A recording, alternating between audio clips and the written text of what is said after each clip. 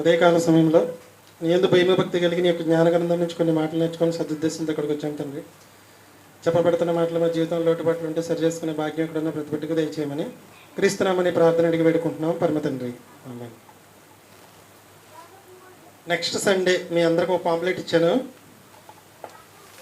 Every year August 15న మన హరిబాబుది special సందేశం ఉంటుందండి.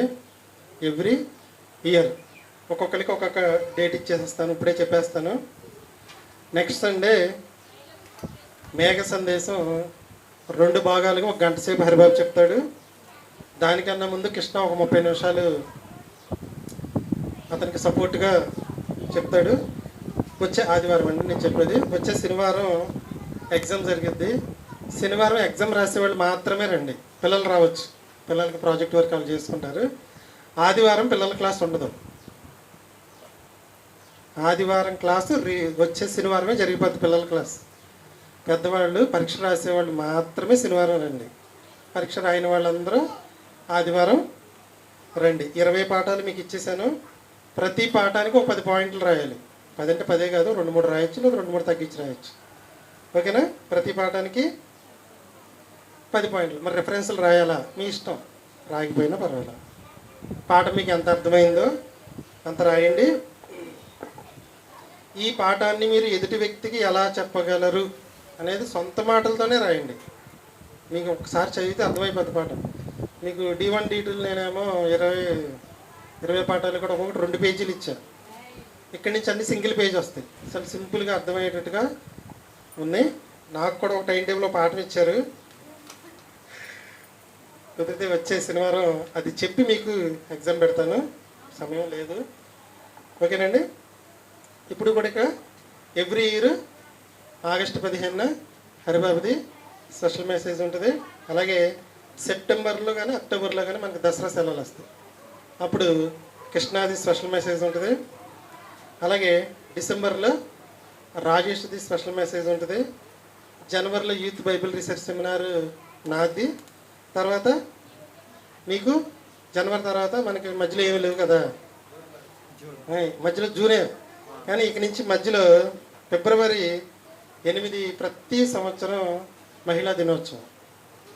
ఫిబ్రవరి 8 అక్కడ హరిబాబు ఫోటో వచ్చింది కదా, ఒక సైడ్ హరిబాబు మెసేజ్, తర్వాత కావ్య, ఒకసారి నాగలక్ష్మి, ఒకటి కోటేశ్వరి, 3 ఆడవాళ్ళతో మహిళా దినోత్సవం మీద ఫిబ్రవరి 8 ఎవ్రీ ఇయర్ మీకు జరిగింది. ఆడవాళ్ళకి సంబంధించింది 3 కానీ 2 కానీ మీరు ఆలోచించుకోండి. ఎవ్రీ ఇయర్ ఫిబ్రవరి 8 మీది. ఎవ్రీ ఇయర్ చక్కగా 3 అరగంటలు, లేదంటే 2, లేదా అది మీ ఇష్టం. ఫిబ్రవరి 8. అలాగే జూన్లో మీకు తెలుసు, జూన్లో ఏంటి? Annual day. అప్పుడు ఆదాముది. ఓకేనా? సరిపోయింది అందరికీ? ఇంకెవరైనా మిస్ అయ్యారా? సర్వేశ్వర బాబు గారు నేను మిస్ అయ్యాం. మీ ఇద్దరు ఎక్కడో సార్ వేసుకుంటాం. ఓకేనా? అంటే మీరు ముందుకొచ్చి ఉన్నత స్థితిలోనికి వెళ్ళాలనేది మా కోరిక. అలాగే మన వాళ్ళందరూ కూడా మగ పిల్లలే కావాలని కోరుకుంటారు. పెళ్ళైన తర్వాత ఎవరైనా సరే మగ పిల్లలే కావాలని కోరుకుంటారు. మరి మన కోరిక తీర్చకుండా దేవుడు కొంతమందికి ఆడపిల్లల్ని ఇస్తాడు, కొంతమందికి మగపిల్లల్ని ఇస్తారు, కొంతమందికి ఆడపిల్లల్ని మగపిల్లల్ని ఇస్తారు. అంటే ఆడపిల్లలు అయితే తక్కువ, మగపిల్లలు అయితే ఎక్కువ అనేది ఒక్కసారి బైబిల్లో ఒక వచనం చూపించి ముందుకెళ్ళిపోతాను. కీర్తనల గ్రంథం చూడండి. దేవుడు ఎందుకు కుమారుల్నే లేదంటే కుమార్తెలనే ఎందుకు ఇస్తున్నాడు? కీర్తనల గ్రంథం 144 అధ్యాయం 12 అంటే మనలో చాలామంది కీర్తనల ఎగ్జాము కొంతమంది సరిగ్గా రాయలేదు, కొంతమంది అయితే అసలు 150 అధ్యాయాలు చదవలేదు. అసలు అండి ఎంత ఉందంటే అంత ఉందండి కీర్తనలో. మహాజ్ఞానం ఉంది. దాని గురించి చెప్పాలంటే నా జీవితం సరిపోదు అనిపించింది నాకు. చూసుకోండి, అక్కడ 144 అధ్యాయం 12 దావీదు గారు రాస్తున్నాడు. 11 వచనాల వరకు ఒక సందర్భాన్ని గురించి చెప్పుకొస్తూ 12వ వచనంలో మాత్రం కుమారుల గురించి కుమార్తెల గురించి ఒక మాట చెప్పాడు. చూడండి, మా కుమారులు తమ యవ్వన కాలమందు అంటే దేంతో పోల్చాడు?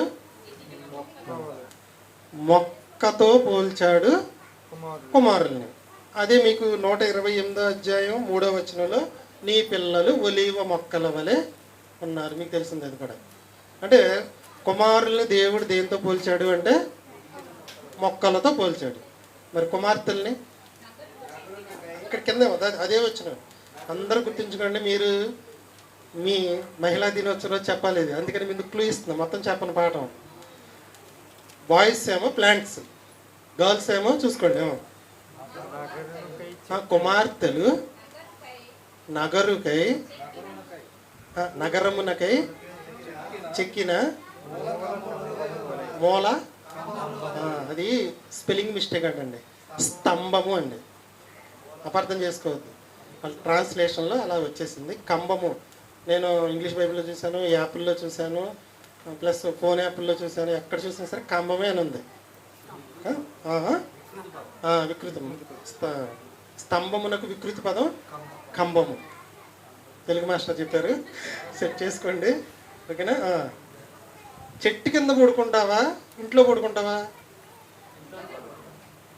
నిజం చెప్పండి. ఇంట్లోనే పడుకుంటామండి. చెట్లేమో మగపిల్లలంట, రాజభవనానికి మూల స్తంభాలు ఎవరంట? కుమార్తెలు. ఎవరు గొప్ప చెప్పండి ఇప్పుడు. అంటే దేవుడు ఇలా ఎందుకు పోల్చాడు అంటే, దేవుడు ఎందుకు పోల్చాడు అంటే సమాజ నిర్మాణం అవ్వాలన్నా, భావి భారత పౌరులు తీర్చిదిద్దాలన్నా స్తంభాలు ఎవరంటే నాగలక్ష్మికి కావ్యకి స్తంభాలు లాంటి వాళ్ళని ఇచ్చాడు. తప్పెడితే దేవుడు మీకు ఏమి అన్యాయం చేయలేదు, ఎప్పుడు కూడా బాధపడవలసిన పని లేదు. ఇంకా మీరు చూసుకుంటే బాయ్స్ ప్లాంట్స్, గర్ల్స్ పిల్లర్స్. గుణవంతురాలు తన ఇల్లు కట్టుకొనును, మూడు రాలు తన ఇల్లు. అంటే ఇంటికి పిల్లర్. ఇప్పుడు ఈ స్తంభాలు ఎంత అవసరం లేదు మనకి, చిన్న ఐరన్ పెట్టేసి ఆగిపోద్ది మనకి ఇది. కానీ స్తంభాలు ఎందుకంటే ఇది గట్టిగా ఉండే ఎంత గాలి దుమ్ము వచ్చినా పునాదిగా, లేదంటే పునాది స్తంభాలుగా, పిల్లర్స్ లాగా దేవుడు ఎవరిని పోలుస్తున్నాడు అంటే ఆడపిల్లల్ని, భార్యల్ని, తల్లుల్ని, చెల్లెల్ని, అక్కల్ని, స్త్రీలందరిని ఎలా పోలుస్తున్నాడు అంటే సమాజానికి పిల్లరు, ఇంటికి పిల్లరు. కృష్ణ వాళ్ళ ఇంటికి పిల్లరు ఎవరు? స్వప్న. తర్వాత ఎవరు అవుతారు పిల్లర్లు? వచ్చే ఇద్దరు కోడలు పిల్లర్లు అవుతారు. ఓకేనా. అంటే దాన్ని బట్టి మీరు అర్థం చేసుకోండి. ఓకేనా. మగపిల్లలు ఎవరు? మొక్కలతో పోల్చాడు. మొక్కల నుంచి ఏమొస్తాయి? ఇంకా మొక్కల నుంచి ఇంకేం వస్తాయి? ఇంకా ఆహారం వస్తుంది. ఇంకా ఇంకా ఇంకా దగ్గరికి వెళ్ళారు. Next generation. మొక్కల్లో నుంచి ఏమొస్తాయి అంటే మళ్ళీ మొక్కలు వస్తాయి. ఓకేనా. దాన్ని పోల్చడం కోసం పురుషులతో పోల్చడం అనేది జరిగింది. అది తర్వాత మనం చూసుకుందామండి.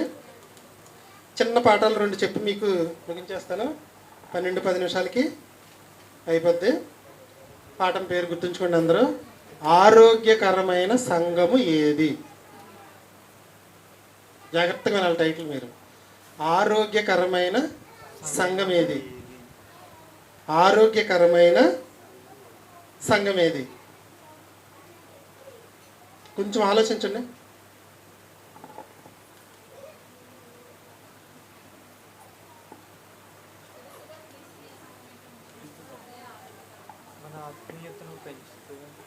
మీకు ఏది చెప్పినా ఉపమానంతో చెప్తే చాలా ఈజీగా అర్థమైంది. కాబట్టి ఒక స్కూల్లో 10 మంది పిల్లలు ఉన్నారు, 10 మంది పాస్ అయిపోయారు, 9 మందికి 500 దాటినాయి. ఇంకో స్కూల్లో 2000 మంది ఉన్నారు, 2 పాస్ అయ్యారు, ఎవరికి 500 దాటలా. ఏది మంచి స్కూలు? ఎక్కువ మంది ఉన్నది మంచి స్కూల్ కదా. ఆ స్కూల్లో 2000 మంది ఉన్నారు, ఎంతమంది పాస్ అయ్యారంటే 2 పాస్ అయ్యారు, 2లో ఎవరు కూడా 500 దాటలా. ఏది మంచి స్కూలు? ఇప్పుడు మందను చూడాలా, పాస్ పర్సంటేజ్ చూడాలి మనం? పాస్ పర్సంటేజ్ చూడాలి. అలాగే ఏలూరులో చచ్చిపోయిన వాళ్ళకి కూడా వైద్యం చేసే హాస్పిటల్స్ అన్నీ తెలుసు కదా మీకు. ఆయుష్లో 2 దొరికారు. కొన్ని లక్షల రూపాయలు పెనాల్టీ వేస్తే ఎమ్మెల్యే గారు వస్తే కానీ ఒప్పుకోవాలి. ఆయుష్ హాస్పిటల్కి మంచి పేరు విజయవాడలో. కానీ ఏలూరులో పెట్టిన దరిద్రులు ఏం చేస్తున్నారంటే శవాలకి వైద్యం చేస్తున్నారు. 2-3 రోజులు కూడా చేశారు. ఎంత దారుణం చూడండి. మనం ఏలూరులో ఉన్న పెద్ద హాస్పిటల్కి వెళ్ళాం. చిన్న రోగం వచ్చింది, ఇంకా పెద్ద హాస్పిటల్ తిరిగాం, తగ్గల. అదే ఏలూరులో చిన్న ఆర్ఎంపీ దగ్గరికి వెళ్తే ఒక్క రోజులో తగ్గిపోయింది. ఇప్పుడు ఏది మంచి డాక్టర్, ఏది మంచి హాస్పిటల్?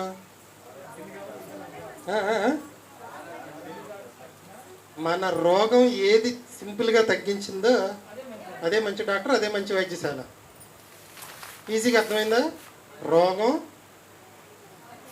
తొందరగా తగ్గాలి, తక్కువ ఖర్చుతో తగ్గిపోవాలి. వాళ్ళ పరిస్థితి ఎలా ఉందంటే డాక్టర్ గారి దగ్గరికి వెళ్ళంగానే ఒక అనౌన్స్మెంట్ ఏంటంటే మీరు పొద్దున్నే వచ్చేసేయండి, మీకు వచ్చేస్తే blood test, urine test, scanning టెస్ట్లు అన్నీ రాసేస్తాను. నేను వచ్చిన వాళ్ళందరికీ రాసుకుంటూ వెళ్ళిపోయి నేను భోజనానికి వెళ్ళిపోతా. మీరు అవన్నీ తీపించుకుని మీరు భోజనం చేసి మీరు వస్తే అవన్నీ చూసి ముందులు రాసి పంపించేస్తాను. మనిషిని చూసి చెప్పి వైద్యం ఏనాడో పోయింది. ఏమండి, నాలుకని చూసి కంటిని చూసి వైద్యం చెప్పేది ఏనాడో పోయింది.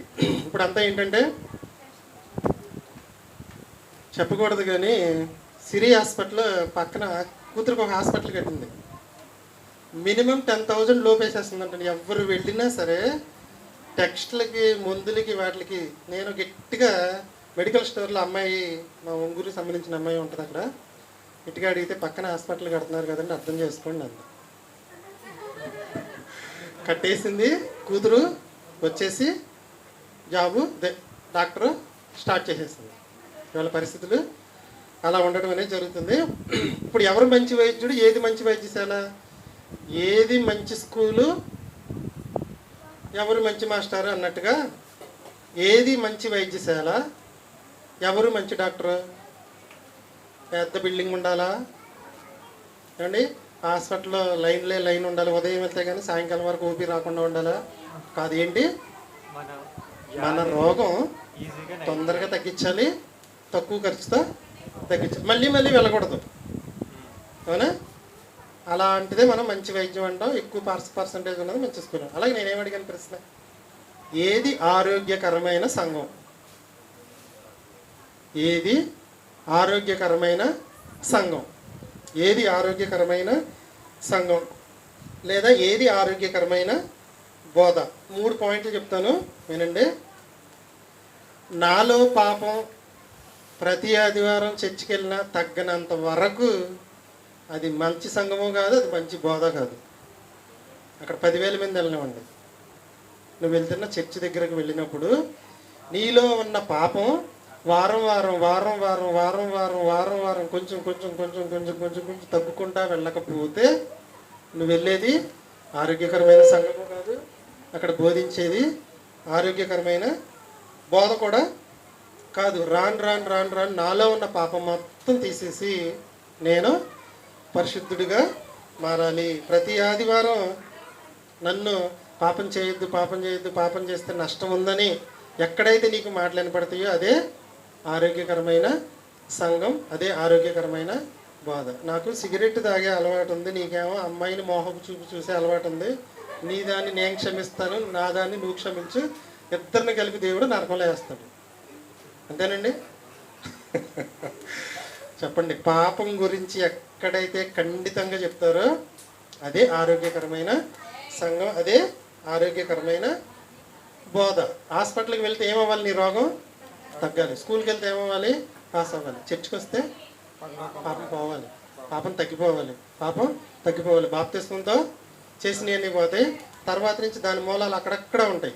అవి కూడా రోజు కొంచెం, వారానికి ఏమవ్వాలంటే తీసివేయాలి. నన్ను పాపంలో నుంచి బయటకు తీసుకురానంత వరకు అది ఆరోగ్యకరమైన సంఘము కాదు, ఆరోగ్యకరమైన బోధ కాదు. నన్ను ఎప్పుడైతే పాపంలోంచి బయటికి తీసుకొచ్చిందో, పాపం చేయకూడదని నా మనసు కనిపిస్తుందో అదే ఆరోగ్యకరమైన సంఘము, అదే ఆరోగ్యకరమైన బోధ. 30 సంవత్సరాల నుంచి వెళ్తున్నానండి. బాప్తీసం తీసుకోక ముందు ఎలా ఉన్నానో తీసుకున్న తర్వాత కూడా అలాగే ఉన్నా.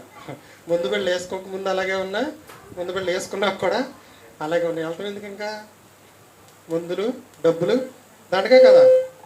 అది ఏ సంఘం అప్పుడు? అనారోగ్యకరమైన సంఘం. ఏ చర్చి నిన్ను పాపం నుంచి బయటకు తీసుకువస్తుందో అదే ఆరోగ్యకరమైన సంఘం, అదే ఆరోగ్యకరమైన బోధ.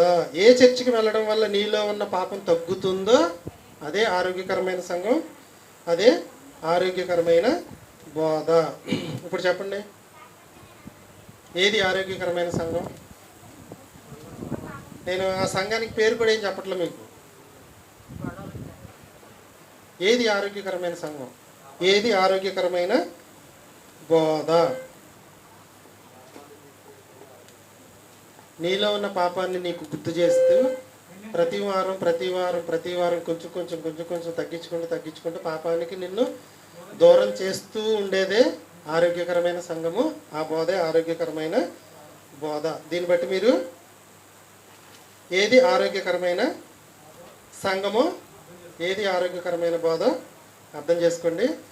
ఆరోగ్యకరమైన బోధకు 4 లక్షణాలు ఏంటంటే, ఎప్పుడు నీకు పాపాన్ని గుర్తు చేస్తుంది, పాపం నుండి పడిపోకుండా కాపాడుతుంది. ఒకవేళ పాపంలో పడినా నిన్ను లాక్కొచ్చి నిలబడుతుంది. మళ్ళీ పాపం జోలికి పోకుండా నిన్ను మంచి మార్గంలో నడిపించే బోధే ఆరోగ్యకరమైన బోధ. ఇప్పుడు చెప్పండి, ఆరోగ్యకరమైన సంఘానికి వెళ్తే ఆరోగ్యం రావాలి. ఆరోగ్యకరమైన బోధ వింటే ఆరోగ్యం రావాలి. అది మామూలుగా. ఇప్పుడు చెప్పండి, ఆరోగ్యకరమైన సంఘానికి వెళ్తే ఏం రావాలి? మనకి ఆత్మీయ ఆరోగ్యం రావాలి. ఆరోగ్యకరమైన బోధ వింటే ఆత్మకు మంచి, చెప్పండి, మంచి ఏం రావాలండి? ఆరోగ్యకరమైన బోధ వింటే ఆరోగ్యం రావాలి. ఆరోగ్యకరమైన చర్చికి వెళ్తే ఏం రావాలి?